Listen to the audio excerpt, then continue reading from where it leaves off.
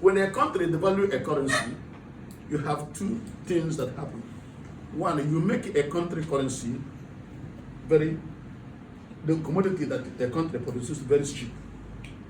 And you make the import from another country very expensive.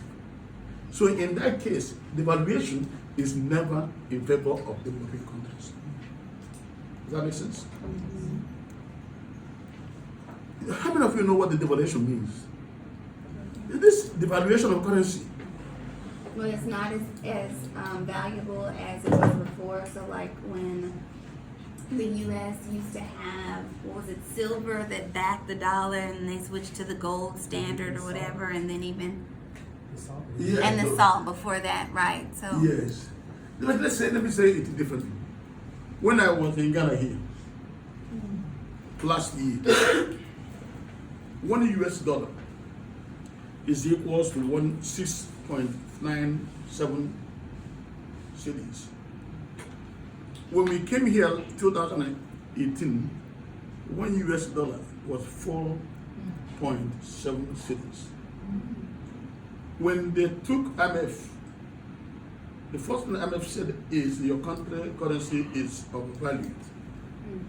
Therefore, for you to get the money, you have to devalue your currency. Devaluation brings the country's currency down. Now, $1 US is equals to what? 11.5. And by next couple of months, it will be 15 cities. Very simple mathematics. So, they know about all those things. They are the one pushing for it. And they have an agenda for that. The agenda is Ghana will produce 10 barrels of cocoa, and that 10 barrel will cost less than, name it, to buy 1 barrel of finished cocoa imported from outside. Because all the chocolate you guys take in America are producing in most African countries and other countries. But they don't have the instrument to put it in a final use. And as a result, what happened? We are selling the raw materials at cheaper rates, and we are importing things we need for local consumption at high prices. Then that creates inequality in price level. So, what if America is taking money from IMF? Would IMF stand by until America must devalue your currency? They will not do. If Britain is taking money from IMF, would Britain be able to devalue the currency? No. So, but they do that as a result of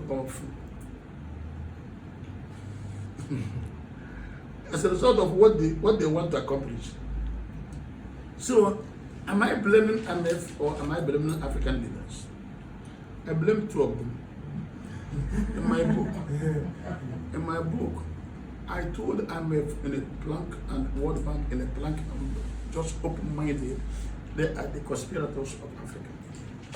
They are the problem Africa have. Because their goal was to create paradigm policies that will lead to development, but they are not doing it anymore. So they are part of our problem. However, they are not the major cause of their problem, because Africans can decide that I'm not going to go through this channel. I'm going to go through another channel to do my development. After all, now, South America is doing the same thing. South American countries come together and put money together. We are not going to go to IMF again. After Brazil has a problem, after Argentina has a problem, after many of them who borrow money from World Bank, IMF, were going down every year. They decided that they would put resources together for those countries in that area to borrow. China is there too. China and I have joined them, and as a matter of fact, India is also and that it's moving toward that heading. Why is African country not doing something or didn't see it? Or are they blind that that MF is not working for them? So sometimes you keep on blaming the system when you know the system is not working. You have a shift, you must shift. Excuse Do you me, know Professor. how many billionaires Nigerians have? Do you know that a Nigerian billionaire can give Africa money? Somebody like Dangote has more money than what IMF gives to Africa. Do you know that the amount of money African leaders put in international bank, if you recruit them and put it in African economy, we cannot go to IMF. Does IMF not seen that some of the leaders that come to borrow are the leaders that do not do or put the interests of young people, women in perspective? They don't even consider them. What they know is what? The interest. And when you borrow money with the 25-30%, if you borrow 10 million, by the time you finish paying it, you just pay $1 billion. Yes, ma'am. I was just wondering, has there ever been an instance in the history where African countries have come together? Has there been a time where African countries have actually come together, any of them, to work together? Yes, they do, but their egocentric and arrogancy does not allow them to see the practical realities of the world. They have been coming together. As a matter of fact, African Union was designed to manage the African currency. Okay. But this African Union, even to encourage the intertrade between Africa and Africa, most countries, Nigeria refused to be a part of it. Nigeria refused? Refused to be a part instead of leading, instead of serving the lead, because Nigeria produces more than one third or 2/3 of what African countries produce together. Nigeria per capita income is over $4,000. Can you say that again? Huh? Nigerian purchases what? No, they Produces, sorry. Nigeria produces. More than 1/3 or 2/3 of every commodity Africans produce, and therefore should have been the leading. Nigeria should have been the leading candidate to promote African Union agenda. But Buhari refused to join. Refused. Did he say why? I mean, I know it was arrogance. I'm just wondering what reason did he supply? Because he is an appendix. He's an appendix to the IMF and the World Bank. He's an appendix to the West. So if you're an appendix, what they do is you dance according to where you can get head. Absolutely. And that is the problem we have. I said that in my book. Because whatever I say things the way it is. Yes. So, I hear what you're saying, but how do you, what about Thomas Sankara? So Thomas Sankara, Burkina Faso, he said, don't pay the debt. And he said at the conference, he said, he told everybody, don't pay the debt. He said, but if I'm the only one not to do it, I will not be at next year's conference. And he was assassinated. So the question we were talking about before is, it's a question of security. So I can say what I ain't gonna do, right? But I need to be able to protect myself. And most of these, I think some of these leaders, they know that they can't be protected from the CIA. I agree wholeheartedly with you. I said they can't get them all though. Like if they can't get them, I agree wholeheartedly right? Strength They in can't numbers. with you, Yeah, what that's you the say. thing. But I disagree to the extent that if I know that I'm going to die, then I will stand to be killed. Yeah. That's the way I disagree. No, with he did African that. leaders. But I'm saying, so I think people should know that we've had leaders that have done that. Oh, So yes. we got Sankara, Amilcar Cabral, Lumumba. They all did Even that. Kwame Gaddafi, even Gaddafi. Yes, Kwame Nkrumah. Kwame Nkrumah. Nkrumah did it, but Nkrumah's philosophy failed for one reason. Nkrumah was pushing for socialism with one hand and taking money from World Bank with another hand. And then the question is, your economic policy should not be socialism or communism, and it tends to depend on what? The capitalistic bank to borrow and enjoy their development. What they did was to cut him off. But that was during the Cold War though. So he had two bidders bidding for his. So I didn't say they failed, but he had two bidders bidding for him. He took what both of them were offering without making a commitment to either one. That's what I'm telling you. So in that case, who are you going to blame? At that point of Cold War, at the point of independence, I can see the importance of one-party states. I can see the importance of most of the things African leaders did in the early 60s. But I can no longer see what they did in early 60s to be obtainable as of now. That's my position. Don't you have some European countries with socialist leanings, like those Scandinavian countries we were talking about earlier? That I think she said, what, Syrians are flocking to? One of the reasons why they're flocking to them is because of the socialist leanings that they have. Germany got socialist leanings, England got socialist leanings, Canada got socialist leanings. There is So no why is it an country. issue? There's no country in this world that don't have socialist ideology. And I say that without apology. Because let me put it this way. Because like with capitalism, What did I say? says- What did I say? There's no country in this world that don't have what? Socialism. When Karl Marx came out, the first thing Karl Marx said was that the most capitalist society we were overthrown by the proletarians. Have you read about this? How many of you heard about Karl Marx? In his book called The Capital. His assumption was that the most capitalistic society will be the one that is going to experience revolution. At that time, what Karl Marx has in mind is not Russia. It was Great Britain and America.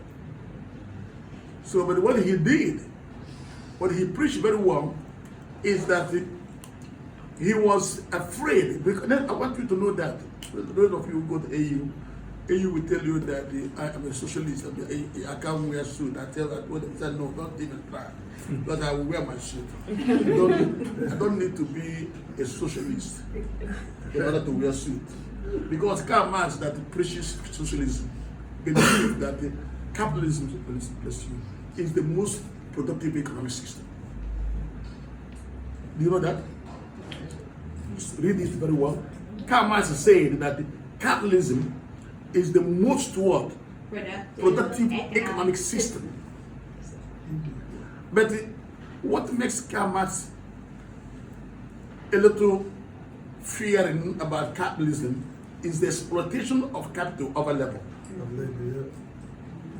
And he was like, who actually determines the cost of labor? Is it the proletarians themselves, the low workers, or the capitalists? And therefore, he believed that in a capitalist society, there is no middle class. And the middle class must come in and work with the low class in order to overthrow the upper class. So that theory is as valid as anything, unless the countries that he predicted incorporated social amenities, what they call the world, what did they call it before? Social services into their system will eventually be overthrown. That was why you see a lot of, during the case of America, during the Great Depression. Frankly, there's some problem. Didn't you just talk about the IMF and the World Bank making these poor countries remove those subsidies though, in order to get these loans? They have what they are given to Africa. They can never give it to America. They can never really give it to Germany. They can never give it to France. They can never give it to you. So that is why I said that MF has a double standard. And doesn't that double standard create a world system that keeps the global South poor? Of course, you know that. Do you want me to be crying up over it?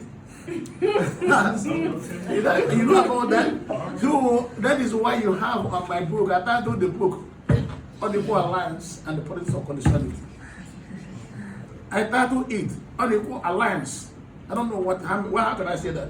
But it's Unequal Alliance. So how do we make that? How do we make the alliance equal then? It's not possible. It's not an alliance. The reason why it's not possible is countries can make it possible by forming regional blocks. Sounds like you're talking about revolution, sir. Not necessarily.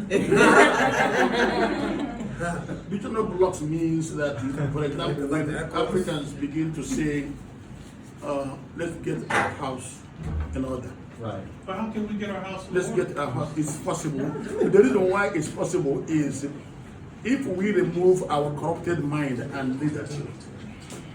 Our leaders are corrupt. Number one, you really cannot talk about development without having an open-minded leaders. That's number one. Some African leaders are corrupt, and those who are powerful are used. The people are using those who are surrounded them to solve their problem. People like Nkrumah was assassinated not by America, but by the people that surrounded him. But he was overthrown by the CIA. The CIA backed the overthrow. But say it didn't come here to do that. Could have never done it. Do you know that Gaddafi had done so well without, if Gaddafi did not come to the United States a few years ago, he wouldn't have died by now. So I have said it many times. I said that the development is based on race. And I don't know how you want me to cry over it. I'm not going to cry over it because I do know that the problem of Africa cannot be solved in my own generation. So I thought I would have made a very strong impact. But my first book, what I insisted was that my first book, I asked the publisher that I want all African head of state to get the book. I didn't ask them anything because I have already paid my World Bank to write my dissertation. Then I converted my dissertation into a book. When that book was sent to the government, I was invited to come to Nigeria to make a presentation by Babangida. And my brother called me, I'm coming to Nigeria to do a book launching. Is it the book that he has at his hand, the one he read? Say yes. I was given the transportation allowances to come and make that presentation to Babangida. And he said if I come to do that, I will not return to the United States. You will not what? I will not return. You will not return to the United States. No way Babangida would have allowed me to critique him the way I did in that book and pay for my coming to launch it in Nigeria.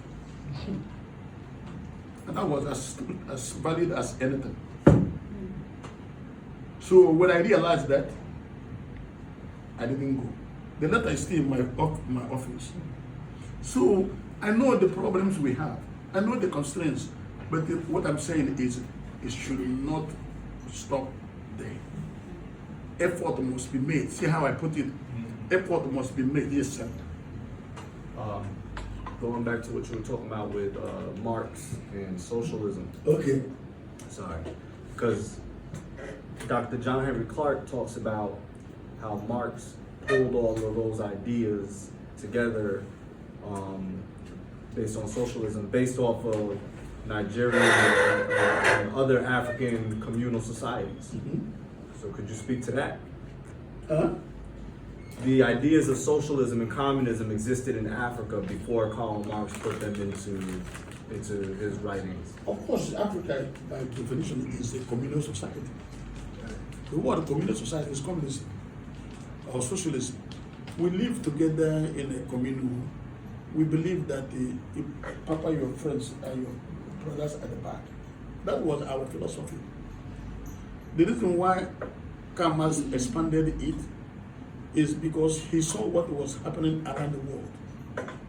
He wasn't paying attention. Don't forget that Karl Marx is not an African.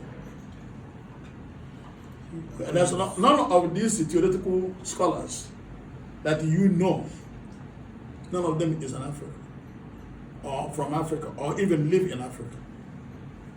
Another thing they do is they look at Africa and frame the framework. And when they frame a framework, most of these frameworks are what you may call obsolete before Africa even get it. So Africans tend to use a framework that is not necessarily designed, but is enforced, not even recommended. Enforced, because when somebody tells you that if you don't follow patterns of this, it will develop, then you'll be forced to follow that pattern. We did that, all those things in the past, but we are asking for a change. So yes, before Karl Marx came to the world, Africa has ideology, but they don't call it ideological or African traditional ideology. It's just like when we talk about paganism. Paganism in Africa is not the absence of no God. It is only, but it's called African traditional religion. But the West look at paganism as absence of no God. So who else can define paganism other than you or me, than accepting what the world defined it for? So it's not, I don't know what to say other than I am teaching methodology. So I have given you guys methodology. Who has my book? I want you to open chapter 13 and see, you open chapter 13 and read it louder. Just from, not more than one page. So that you will see if you are, yes, I say read it louder. Read that to first and then start. You. He was gonna do it. You put me on one On the spot, on the spot, hot spot. Hebrew Israelites, you gonna make me read like that? Yeah, if you go out there, you give it somebody who can. Do it. African women. Oh, God. All right. The unrecognized and untapped resources for development. There is a growing acceptance and recognition of the important role women play in Africa's development process. Women are crucial to the success of family planning programs, bear much of the responsibility for food production, and account for an increasing share of wage labor in Africa. Despite their significant contributions, women continue to face formidable social, economic, and political barriers.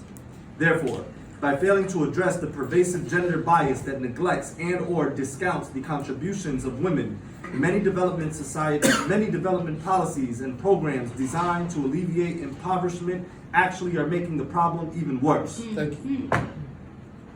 You see how you have the problem settlement. There's no two ways about it. Don't go further too much. Come back and read again.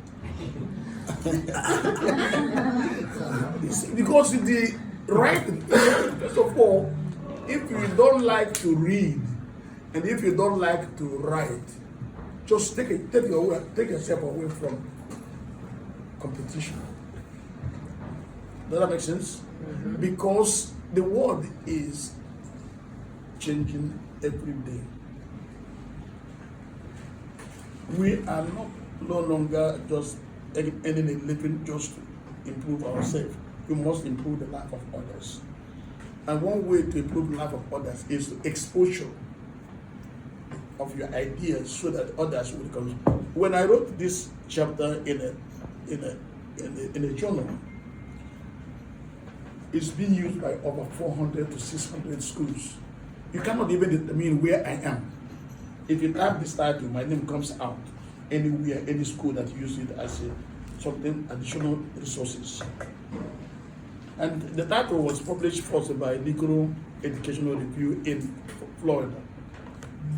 Before I decided to put it in the book, because if you read that book, that is the only chapter there, and left it for graduate students on how to write publication of articles. So proceed the next second paragraph. Chapter 13, Say same as chapter 13, proceed. paragraph 2. Paragraph 2. This chapter proceeds first by examining the relevant literature that investigates the role of women in economic and political development in pre-colonial, colonial, and post-colonial Africa. Only those studies which have been most frequently cited for being methodologically sound with regard to the comprehensiveness and legitimacy of their models and data are reviewed. The literature reviewed will be used to generate the explanatory variables to be included in the empirical examination in this chapter. Only those variables for which data are not forthcoming or, for one reason or another, would disrupt the methodological integrity of the empirical analysis will be omitted. In addition, the chapter addresses the following challenging questions. What types of cultural, economic, and political barriers do African women face? How does the empowerment of women contribute to reducing population growth? What are the factors that contribute to gender bias? How does discrimination contribute to female poverty? Why is gender an important part of development programs? And why do women continue to experience discrimination despite their major contribution to development? The answers to these questions will be the focus of this chapter.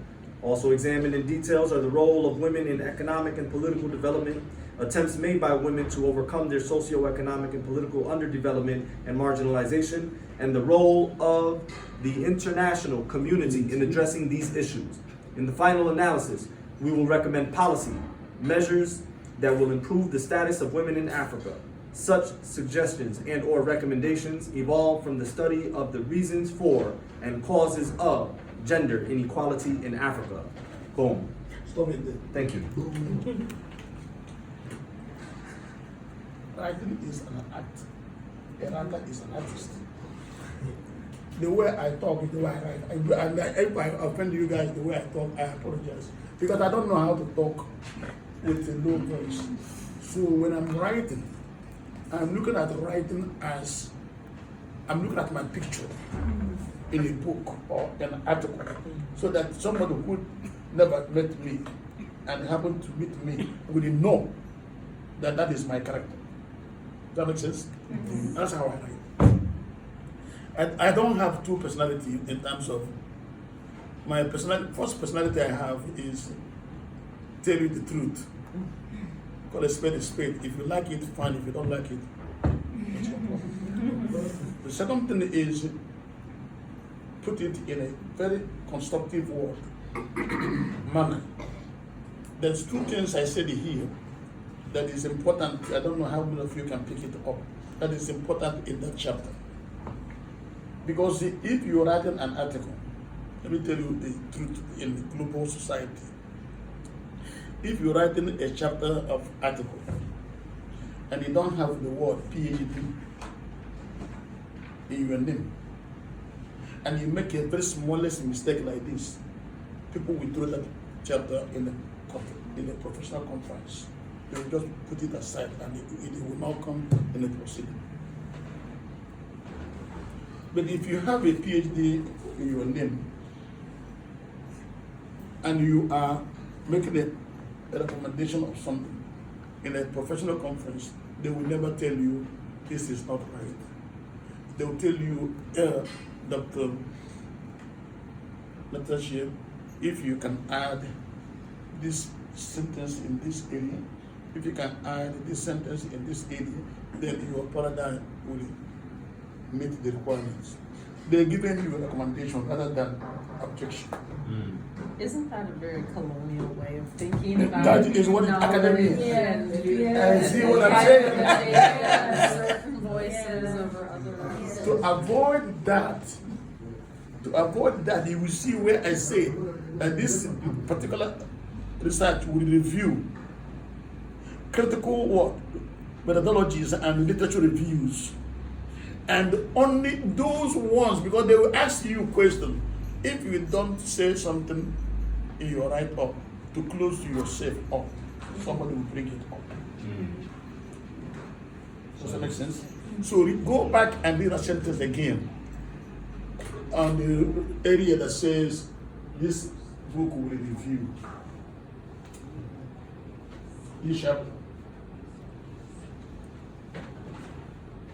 This chapter proceeds. Chapter 13, paragraph 2, lines 1 through 7. Okay.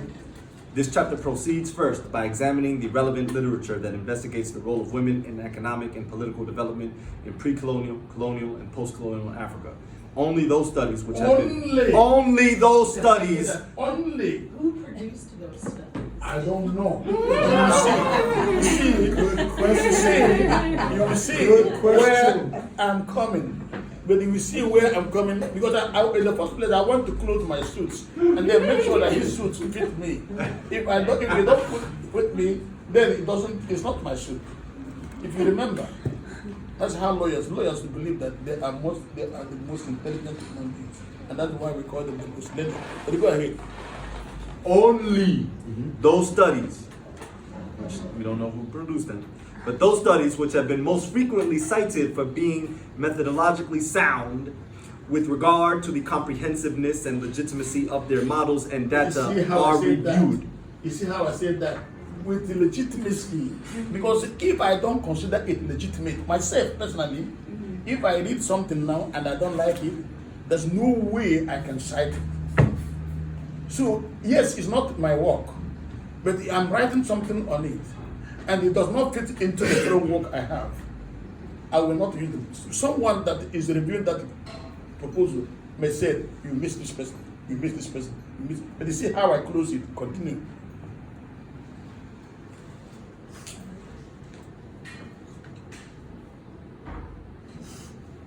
You lost yourself? I'm back? Yes, go back. Oh.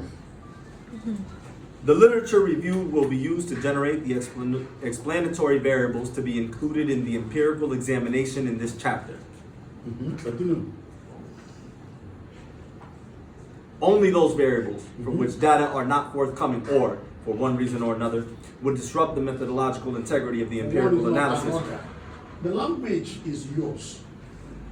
It's not only that you are using methodology that is, or whatever method, but what is important is how do you prevent someone to question the legitimacy of your own self, the qualification that you have, that makes you authentic in your field. You get my point?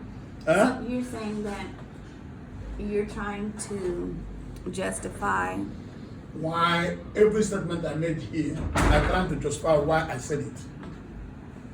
That is the importance of exploratory studies. When you are exploring, the only way you can write a good exploratory studies is by the choice of language. Choice is important. Don't use anything you like, or don't use because it sounds nice. You use it. Just find a way to construct your language so that it will be as powerful as the author who wrote it before. So when I'm writing, I'm not writing for you and for elementary school students. Often I'm writing for my peers and the people that I consider to be above them. My first book, average faculty members cannot read it and understand it. Because if Shakespeare can do it, Anunobi can do the same. If you are familiar with Shakespearean books, you can read Shakespearean books with 20 pages, you may not understand what they're saying. But they're human beings. There's something they want to transform to us, the IQ. They want to show us that language comes from Europe. So when I'm writing, I will let them know that I can also do a little something more than an average. So when you are writing for your peers, you must let your peers know that you know better than them. That's the law of nature. That's human sport. That's the law of nature. It has nothing to do with about it. The law of nature is, and I didn't say that. That is what competition is. If you guys believe in competition, Well, and if you believe on healthy competition, Why not cooperation? Why cooperative. not move toward cooperation instead Nothing of right with that. reinforcing hierarchies which perpetuate competition and colonial thinking? But then when it comes to publication, if you don't follow it like that, you will put 25 articles in professional journals, and you get 25 of them back. No, If we So I think- don't challenge the It will not be academy, published. it won't change. I think what Ms. Lena is saying is that we need to establish our own methods of assessing publications so that we can decolonize the methods of publication, right? Okay, all right, thank I'm sorry, you. let me Thank push back on you. that. Because of You that. cannot decolonize a colonial institution. Okay. Like academia is a colonial or a Eurocentric institution, so you can't make something that's Eurocentric, that's fundamentally Eurocentric in nature, Okay, let not me- European. Okay, hold on. So you can I toss want it you all guys to out. hold your thoughts. Hold your thoughts. Let's say that here we are on the table now. We are at the conference now. Let us say that we are going to create a journal. Assuming that we all agree to create a journal. Who would like to serve as editor of that journal? As a what? Editor in chief of the journal. Indigenous perspective. Here, we are here now, as we are here now. Assuming we don't want to publish anything we have in a professional journal, and we want to create a journal for American Institute.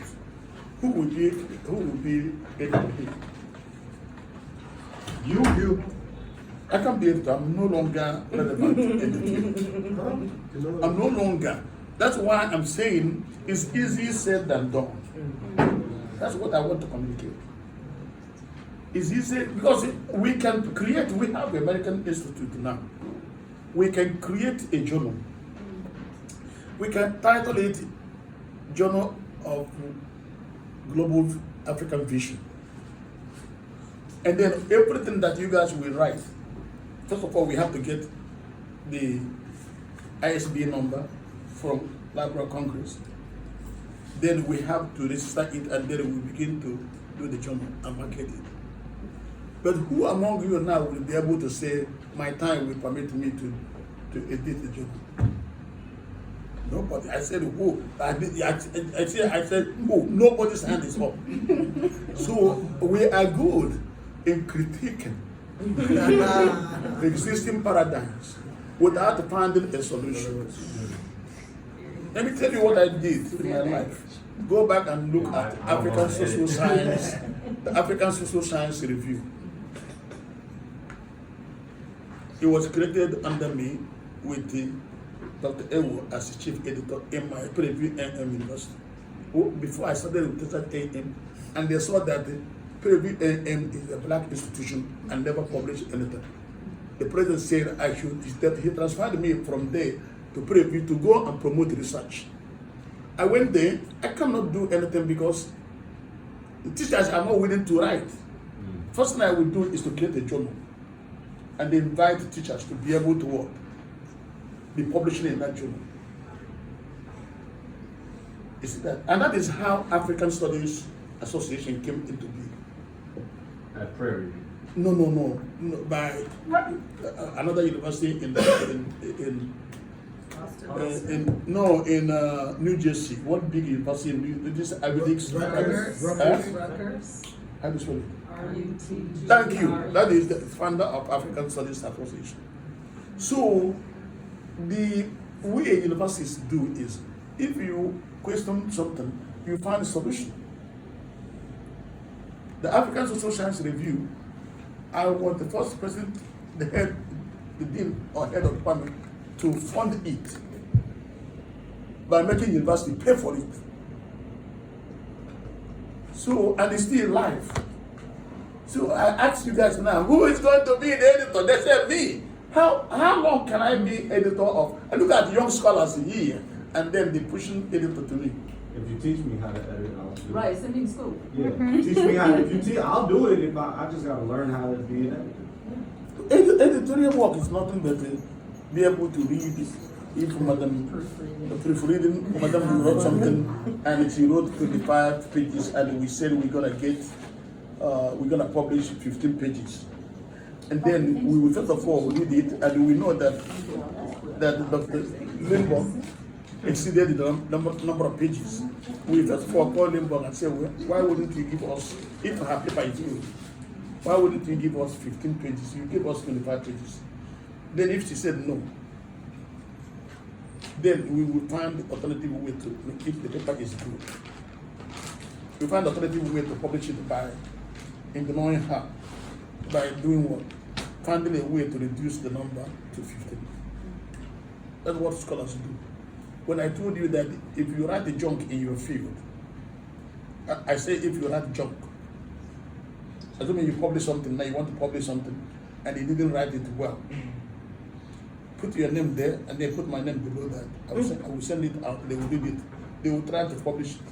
Not because of what you do, but because of the name. Even though That's it's what junk. scholarship is. Oh, it's plenty of junk publications. That is what scholarship is all about. Because they have seen your name. They have seen you that you can't put your name in something that is not relevant. But the grammar may not be as valid as anything. The editor will take in charge to make sure they correct everything that you wrote. If your name is not popular, they will just take it and look at it and then throw it on the inside. That's nature. I didn't say it's fine, but it's nature. Humans created these systems, so can we not work to create a different system? That's why we are here. Yeah. That's why am I saying that we cannot? I'm asking how can we? It has been done, but people have to support it. Like Thank during the you. Black Arts Movement, they had 18 different publications circulating at the same time, and some of them were academic journals. Like the idea was to have publications for people at every walk of life. So they had academic journals, they had regular newsletters and circulations. I think a part of the challenge was that it kind of only caught on within like that circle of individuals because it was not seen as an academic product. And the problem, if it's not an academic product, it is a problem because the consumption is low. They were academics writing it. They were just black academics, so to speak. And in terms of some of these things we're talking about that we find problematic, they didn't necessarily adhere to those things.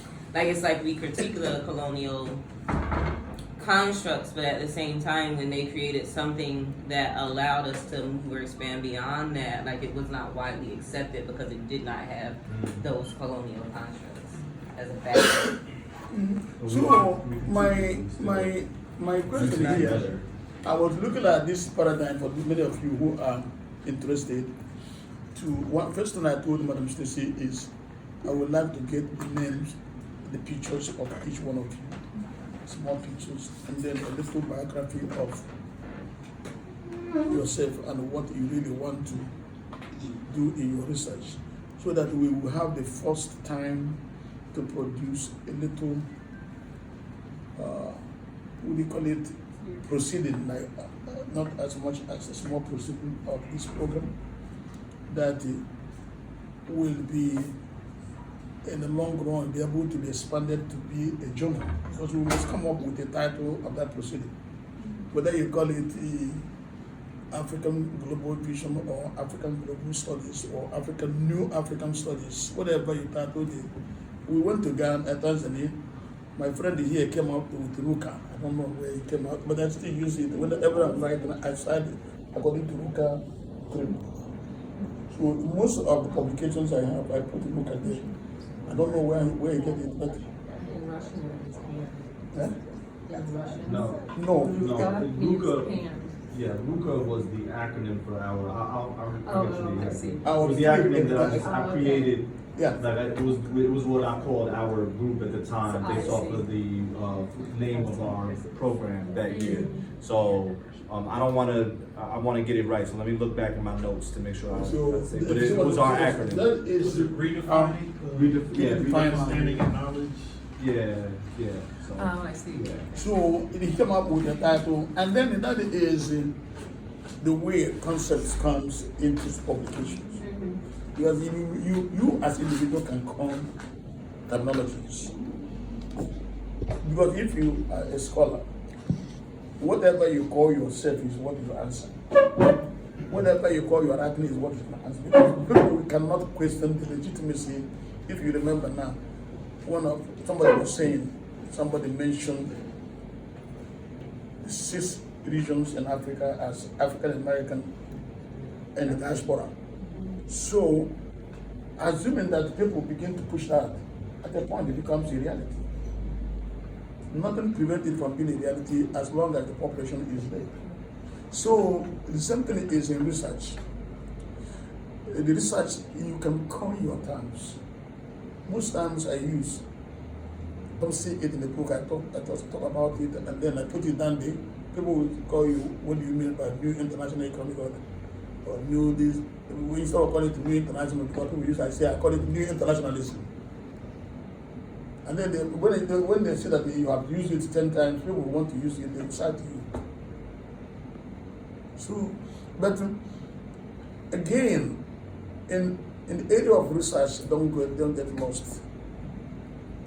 Find out the weakness of anybody you want to use. Find out where his weaknesses are. Because the author will tell you that as they are writing this book, you know that your paper will go through many stages if it is going to be published by university press. Any university press that gets your publication as a book will copy it into 10. That whole book into 10 and send it to 10 university presses. And if the 10 university presses, like Oxford University Press, Yale University Press, Clark Atlanta University Press, they will send it to 10 of them. If by any means 7 out of 10 says, if this manuscript comes to us, I will publish it. Well, that's the question. That is the reason why they send it out. How do you see this manuscript? Is it publishable? And they said, yes, if it comes to us, we publish it. If 7 out of 10 come back, they will put it in a hard copy. If 5 out of 10 comes back, they will put it in a soft cover. If 9, 10 out of 10 said yes, they put it in soft cover and hard cover. That's what publication is all about. So, when you publish in a book, insist, say your book that come out in 2 areas, because hardcover costs more money when it's published and it lasts longer. Then softcover is a little cheaper and consumption is many, it goes long way. Publishers want to see the two. But it's going to be determined by you, because editors will determine whether you are a good writer or you are a bad writer. And the editors of all of this, they don't know themselves. Sometimes the editor at the university press don't know. The only thing they can know is this thing came, they want us to review it. So when they review it, they go back and tell you, this is a nice write-up. If it's not, they'll put their scratch. So I can't change it in that case. And I don't think you can change it. Well, the only way we can change it is if we decide to create, like I was telling Madam Stacy, can we be an alumni? Is there any way we can create an alumni? Because they encourage us to, they encourage me now to let all of you to join alumni of Fulbright. But we can create an alumni of Fulbright, depending on the time and the space we have in our, because we have been, American students have received Fulbright almost 7 times. So, and if you multiply 15 by 7, you know how many people that we have put up there. You see what I'm saying? So, many of you, I would encourage you, if you don't want to create a new alumni, please join the existing one. Does that make sense? Mm-hmm. So, finally, literature review. That is the bone of contention. You must, literature review, what you're doing is just like book critique. There's no difference between critiquing a book a literature review. So when you do the review, you have to take positive part of the author, and you have to take negative part of the author, and you have to resolve the two. You see what I'm saying? And that is how we write. Any questions? I'm just because I'm tired. Okay, so with the literature review, can we, in addition, write what we didn't find, not in a particular book, but just that we didn't find this information anywhere? That's what. Yes, you can. That's where the gap is. You can. Okay. You can say, you can formulate, you can put, if it comes from your head, you can say that according to my thoughts on so and so date. Because if you think about anything, most of the books I wrote, I just put certain things on. I'm trying to write New Nigeria or New Africa. Then, when my thought comes into, I will say, well, this thought came on so and so date and so time. I document it. My last question about the literature review. Because I asked you this before, like what, but I'm gonna ask it for the whole group just in case somebody else has the same question. What's a good amount of articles to review? Anybody you want to answer? Review or include inside the documentation. We'll use it for research. Let's say that, because you're reviewing the articles that you use for research, correct? Not all of them. So Well, let me say this. All the articles that I've reviewed for whatever publication I have done or even for my dissertation, I didn't use all of them.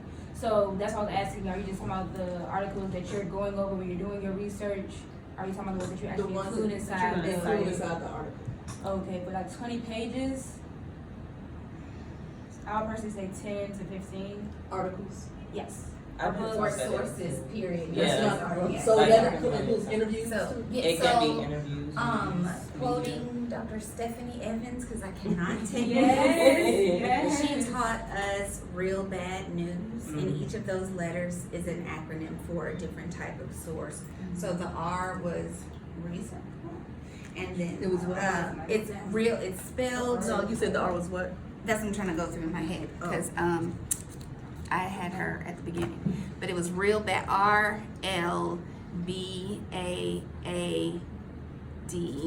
RLBAADNEW, or news was like newspaper together, I think. So there was, and I'm not gonna get these all in order. I know the B is books, A is articles. I feel like I'm missing something because where's the interviews? Dr. Evans, but Dissertations, D, right? dissertations, but it does include L was letters. letters. Um, Is archives. archives is the other A. And then R must be just, what was R? I don't know, but so when you're doing a literature review, you want to make sure that you have diverse top sources. So of course, definitely primary sources. Everybody's familiar with primary sources. If not, a primary source is somebody who's actually there saying whatever, as opposed to somebody who's discussing what somebody else wrote. Secondary. Right. Secondary source is somebody who is commenting on something that they weren't there. So for instance, our journal entries are primary sources. But then if I give a reflection on somebody else's journal entry, that's a secondary source. So, you know, if we're in the library or even I want to stop there. Why did you say if you are writing your review, your journal entry is primary sources, and if you are recording another person's journal entry is secondary source? Why? right. Why?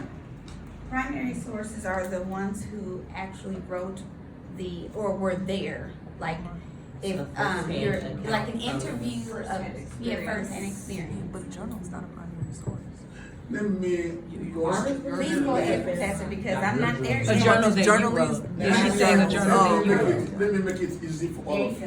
you. Pamela. and make sure your ear is open, so that you won't make a mistake. Open your ear very well. Yeah. The primary source is important in research as much as a secondary source. In a primary source, you can find a secondary source. In a secondary source, you can find a primary source. Does that make sense? Yes. And I will explain. If you get Atlanta Journal of Constitution, for example, how many of you know about Atlanta Journal of Constitution? Every information you see in Atlanta Journal Constitution, except editorial, is the primary source. Why? You see how I say that now? Every information you find in that Is a and then other than editorial is the primary source. Why did I say that? It's written in real time. Huh? It's written in real time. A lot of times, like an eyewitness report or account. Yeah, it is in anything that has not been researched. It's important. It's something that is important. It's only editorial that goes a place and do a little research in that journal and put it in maybe half a paragraph. Because he spent time, for example, because I spent time to research what I want to put in that daily journal. Daily journal are nothing but what? Primary sources, because they are important things. But in that area editor go or editor writes, you can use it as a primary source. It is a secondary source within You're the saying the primary source. response is the response from the editor is the secondary source? No, the editor itself. If you go to if you call it the editorial report. Yes, sir. If you go to Atlanta, any journal, any local news journals, there's a section, a column they made for editorial reports. That particular area, somebody research on that thing he or she want to say there. When you research on something that you want to say there, and you put it there, is this a secondary source. The other ones are the things that you write on a daily, like she said, on a daily basis. You come and interview me, I give you ideas. My interview with me is what? The primary source. So that's number one. Number two, there's something that you mentioned, all of you mentioned, that Madam is asking, but you guys need to say. There's a difference between a footnote A footnote? No. and footnotes and a literature review, or what you may call bibliography. When you're writing an article, or if you're writing your dissertation, every single material, every single book you have come in contact, whether you read it or you didn't read it, is a bibliography. Does that make sense? Not a Huh? So like, for instance, It's not an APA. It depends on the In writing APA, style. you only list the sources that you actually use. Yeah, but what I'm saying, the one you start using is a footnote. There's a difference between footnotes and the bibliography. Bibliography did not change with APS or anything. What they tell you there is bibliography must be written in alphabetical order. But at the same time, any book that Said is for every really 25 pages, 10 to used 15 research. comes on the footnote. Whether Right, it okay, is so directly or got it. indirectly, Got it. whether you quoted it right, there's a way you quoted something that you extracted it right. Sometimes they insist that you put it in a double space. Sometimes they ask you to put it in a single space, but what? Put it in a quote. If it's a direct quote, put it in a quote. so whatever we cite. So what I'm saying goes in is- footnotes. Huh? Anything that we cite within the paragraph. Anything that you cited in your or, right, material that's what we is put a in footnote. footnotes. Anything that influenced our work or that we also add what we cited goes in the bibliography. It's bibliography.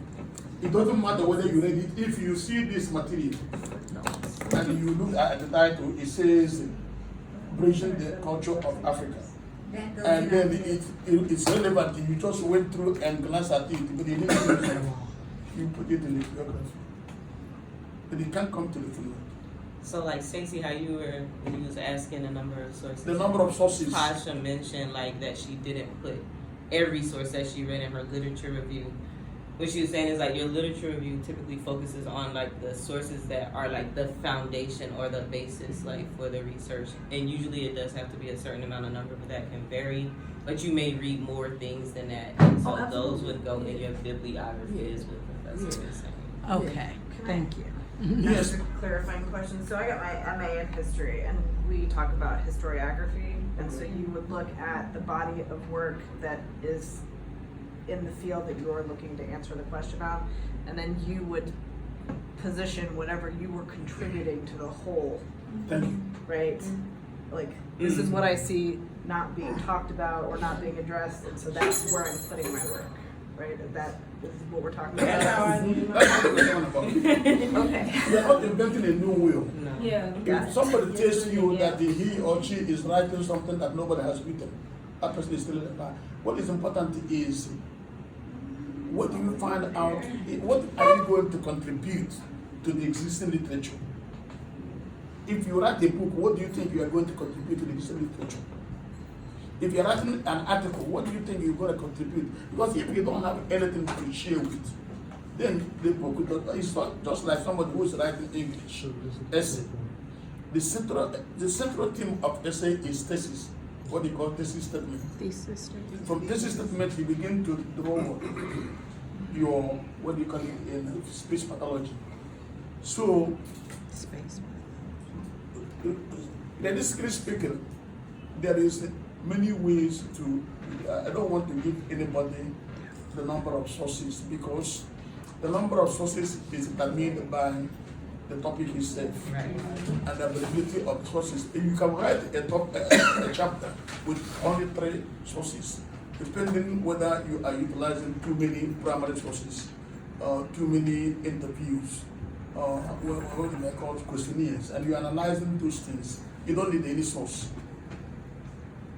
But if you're writing, if you try to depend more on secondary sources, you can write as many of them, because any sentence that you make that somebody has already cited, law requires that you must acknowledge the person, or according to so and so person.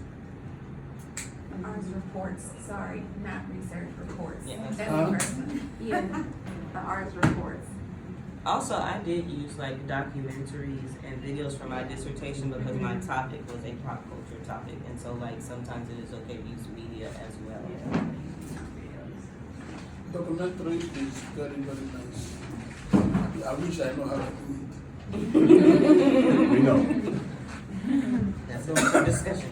I have my friend who did what they call content analysis. Is that what you do? That's what I'm doing. Okay, content analysis is also very important, but it's again very difficult.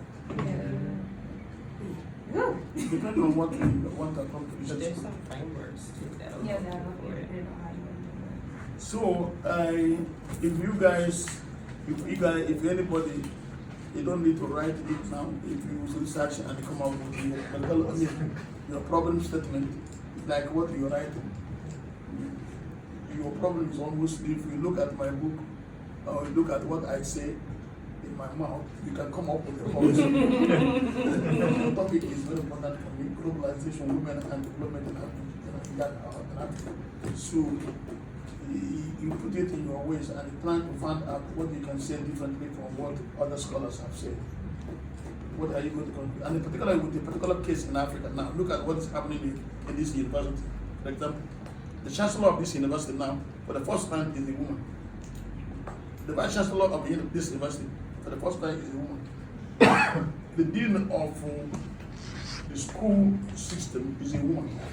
So the whole thing that runs this university now, a woman. From the chancellor to the. So there is a revolution in the academy in Africa. It's something that is happening in Nigeria. A lot of vice chancellors in Nigeria now are female. So there was a time that we questioned the legitimacy of women's ideology and women's perspective and women's legitimacy and women's credibility then I believe that using I think it's still happening.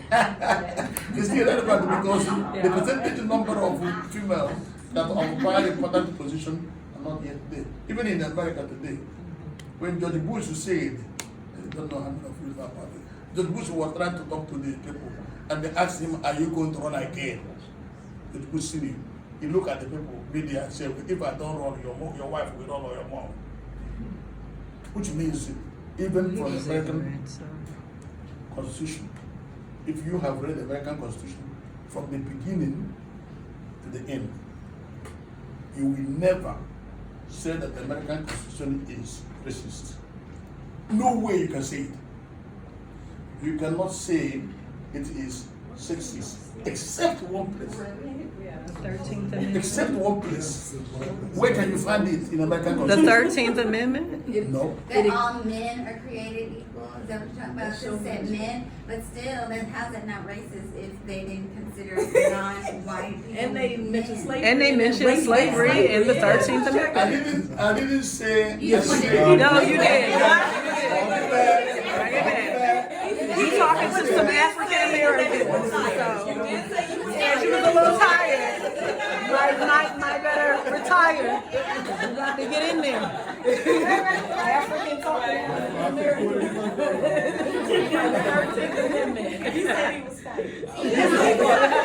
What I'm saying is you can't find it because the person who wrote the preamble was so dynamic in terms of painted the